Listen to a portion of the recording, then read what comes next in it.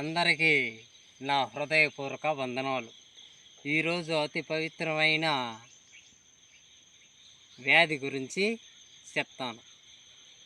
సర్వసాధారణంగా మనకి ఏడనో ఒకచోట కాళ్ళు జారి పడి నొప్పులు అనేది కలగటం అనేది జరుగుతుంది. కాళ్ళు జారి పడేదే కాదు, ఏదో చేతి నొప్పులు కానీ, వాయు నొప్పులు కానీ, కీళ్ళ నొప్పులు, ఆ నొప్పులు, ఈ నొప్పులు, మన శరీరంలో ఏదో ఒక నొప్పులు అనేది సర్వసాధారణంగా వస్తూ ఉంటుంది ప్రతి ఒక్కరికి.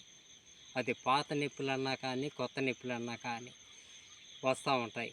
అలాంటప్పుడు మనము ఏం చేస్తామంటే, ఏదో ఒక వైద్యుని వద్దకు వెళ్ళి ఒక ఇంజెక్షన్ వేసుకొని మనం నయం చేసుకుంటాం. అది ఒక 2 రోజులు బాగా ఉంటుంది. మళ్ళీ 2 రోజుల తర్వాత యథాప్రకారం ఆ నొప్పులు అనేది వస్తూ ఉంటుంది. అలాంటి వారికి నేను సింపుల్ అయిన వైద్యం చెప్తా.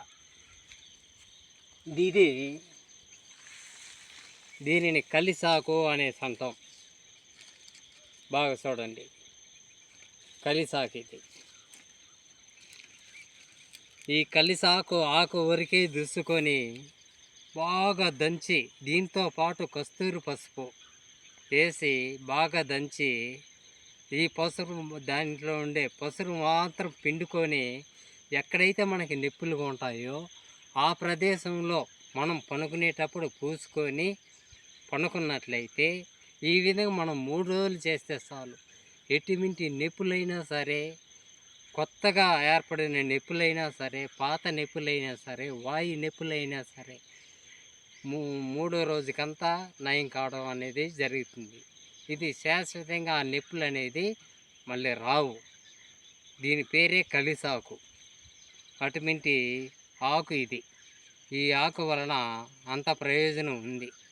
మాకు ఏదన్నా నొప్పులు ఏర్పడితే ఈ ఆకుని ఉపయోగించి మేము ఆ నొప్పులు అనేది పోగొట్టుకుంటాం.